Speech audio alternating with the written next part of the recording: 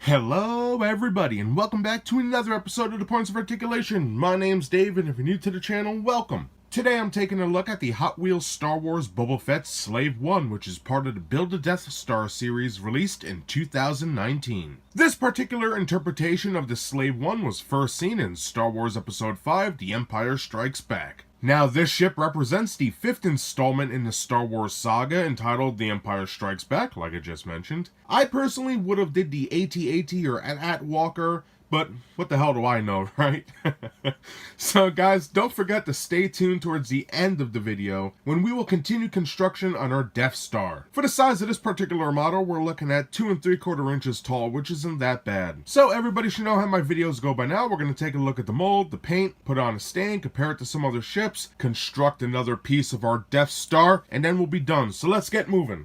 So let's get this video started looking at the mold. Like in all my videos, I will go over all the major sections of the item, and then we'll get a nice close-up look to see all the fine details. Now, this is the 4th time I'm reviewing this particular model. There should be no shocks to anybody. There's no moving parts. The fins and the laser cannons don't move at all. What are you going to do? It is a nice mold, though. So, for the major points, we have our cockpit, 2 stabilizer fins, looking good. We have our twin blaster cannons on the bottom. Then here we have our entryway, boarding ramp, cargo hold back here, which leads to the cockpit. Rivet holding it together down there. On the back we have our engine section, which has a beautiful molding. 2 rivets, connector port for the stand, copyright crap, and that's basically all she wrote. So let's get our closer look. Alright, for a close-up, I have this new macro lens for my iPhone and I'm having an issue with it, but let's try looking at the back and then maybe we'll go back to how I used to do it. But here we have our first rivet. Coming back, we have copyright crap. The engine section looking good. We can see some beautiful mold in there. Nicely done. Here we have the connector port for our stand. Looking good.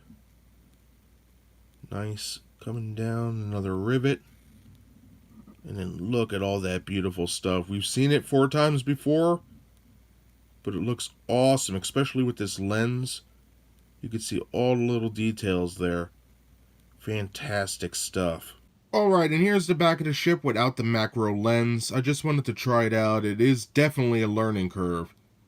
Too far in, out, or left or right, and the whole frame just blurs. But let me know what you guys think if you want to see more macro stuff, because I could definitely use that for micro machines. So for the rest of the mold, it's what we've seen before. Line work, raised sections, some recesses. Beautifully done. The skirt section is one of my favorite parts of the ship. Nice line work or entry ramp, looking good. Oops. We have some nice line work here. And coming back to the other side. Nice. For the interiors, look at that. We have a little star there. Beautifully done. That's the same for this side. No changes from the other models whatsoever. For the stabilizer fins, looking very cool. I think that came out great. Nice details. Everything's there that it should be. Same for this side. They're mirrored. For the underneath, nicely done. Love all the raised sections. How it's layered. Fantastic stuff. Even the sides are detailed. Just a beautiful piece. And that's the same for this side. Like I said, they're mirrored. For the main body, nice raised sections, looking good. Our cockpit, nice and smooth, recessed in, which I love that. Adds some depth to the model. Line work, nice cuts there. Beautifully done. Coming down this section, this is where all the hidden weapons are. This is a fantastic piece. You can see all the nice mold in here. Beautifully done. Coming down. We have our hoses or pipes leading to the blaster cannons, which look awesome. Little paint chip there, I think. What are you going to do? Very cool. And then coming right down the front, underneath, you can see some nice detail in there. And then back to the underneath. Very nice. So that does it for the mold, and I think everybody could agree that I covered everything, especially with that macro lens in the aft section.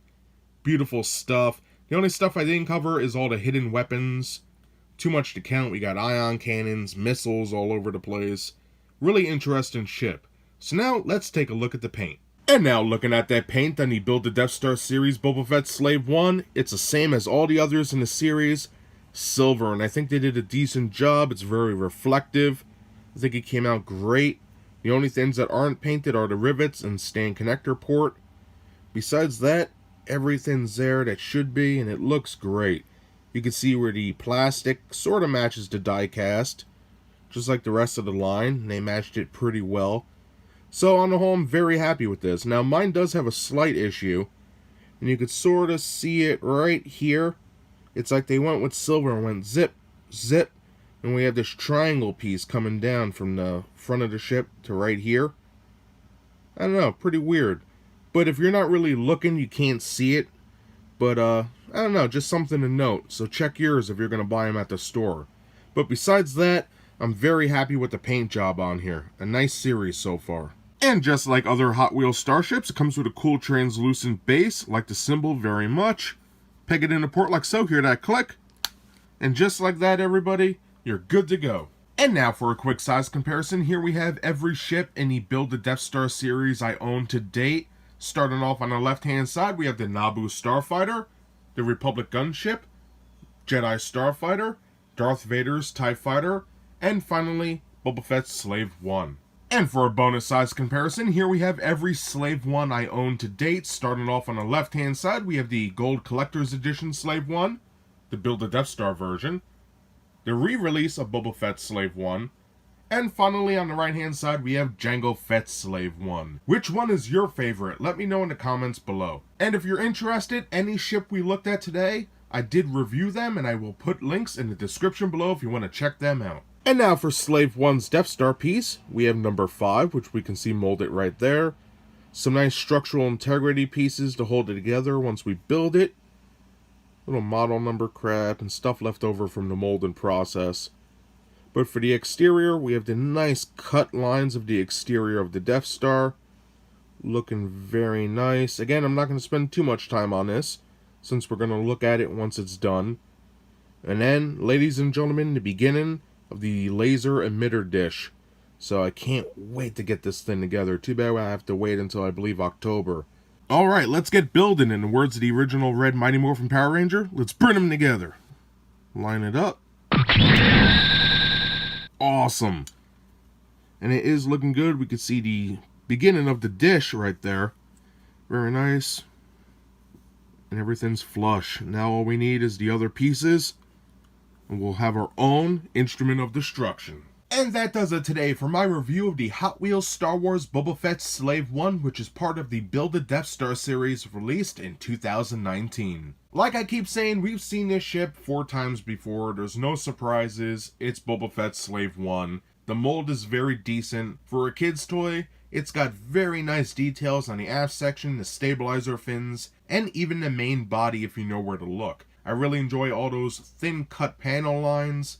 It's a great looking ship. For the paint, I'm not going to beat a dead horse. We all know I want a mirrored finish. However, this silver with all the ships together and that Death Star really go very nice together, and I can't wait to complete the set. Don't forget, this ship also comes with a translucent stand to help it blend in with the rest of the ships, and it does come with a piece to build your own Death Star. And that's basically everything I have to say about the Slave 1 today. I hope you enjoyed the video. If you did, hit that like button, and if you'd like to see new reviews every Thursday, subscribe. Again, thank you so much for watching. I greatly appreciate it, and I hope to see you next time. Bye, everybody.